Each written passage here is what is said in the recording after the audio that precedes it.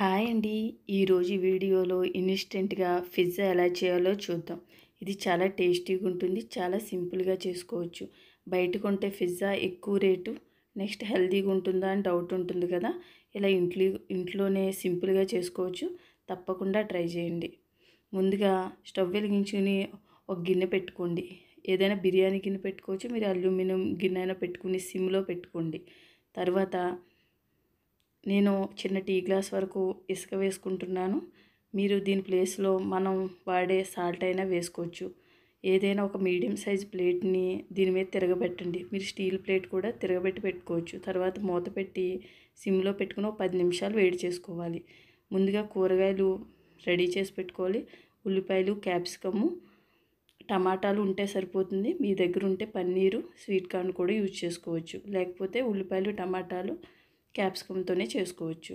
ఒక aluminium plate తీసుకున్నాను. మీరు ఈ ప్లేస్లో స్టీల్ ప్లేట్ కూడా తీసుకుని చిన్న టీ స్పూన్ ఆయిల్ వేసుకుని పూర్తిగా స్ప్రెడ్ చేయండి. ఇలా రెడీ చేసుకుని నేను బయట పిజ్జా బేస్ తెచ్చుకున్నాను.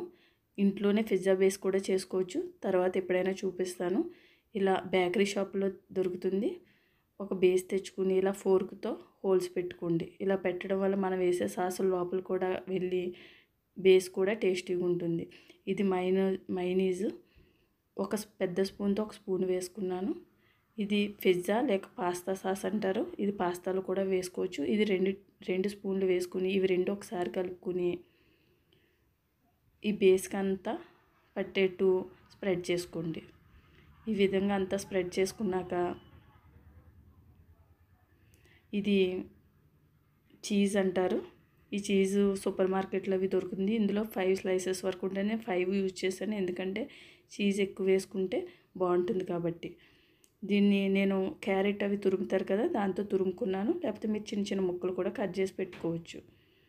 తర్వాత ఉల్లిపాయలు ఇలా పెద్ద పెద్దగా కట్ చేసుకున్నాను. మీరు చిన్న ముక్కలుగా కూడా కట్ చేసుకోవచ్చు. ఒక ఉల్లిపాయను మాత్రమే తీసుకున్నాను. ఒక క్యాప్సికమ్ తీసుకుని ఇలా పెద్దగా కట్ చేసి పెట్టుకున్నాను. తర్వాత ఒక టమాటాని ఇలా ముక్కలుగా కట్ చేసి పెట్టుకున్నాను. ఇంకొక టమాటాని యూజ్ చేశాను. అది 4 స్లైస్ల కింద కట్ చేసి మనకి 4 పీసెస్ వస్తుంది కదా, 4 సైడ్స్ పెట్టుకోండి.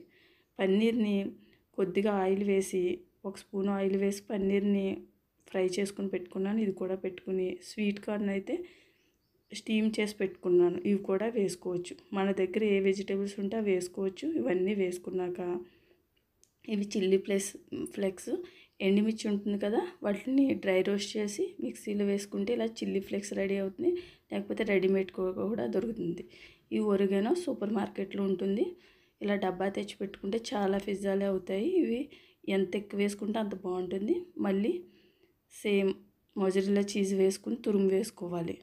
నేను 5 స్లైసెస్ ఉంటే 5 వేసాను. ఎక్కువ వేసుకుంటే బాగుంటుంది కాబట్టి మీరు 2 పిజ్జాలకు కూడా యూజ్ చేసుకోవచ్చు. తర్వాత 10 నిమిషాలు హీట్ అయిన గిన్నెలో ఇది పెట్టుకుని మూత పెట్టి సిమ్లో పావుగంట టైం పెట్టుకోండి. మీరు పావుగంట పెట్టుకుంటే సరిపోతుంది.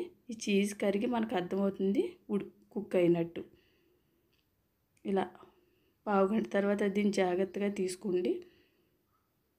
ఇలా తీసుకున్నాక ఈ పిజ్జా కట్ చేయడానికి కటర్ ఉంటుంది. అది నా దగ్గర లేదు. నేను చాకుతోనే కట్ చేసేసుకున్నాను.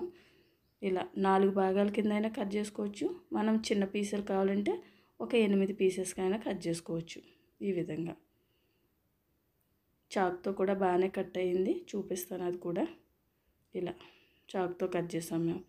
ఈ పీస్ని ఇంకో 2 పీసుల కింద కూడా కట్ చేసుకోవచ్చు.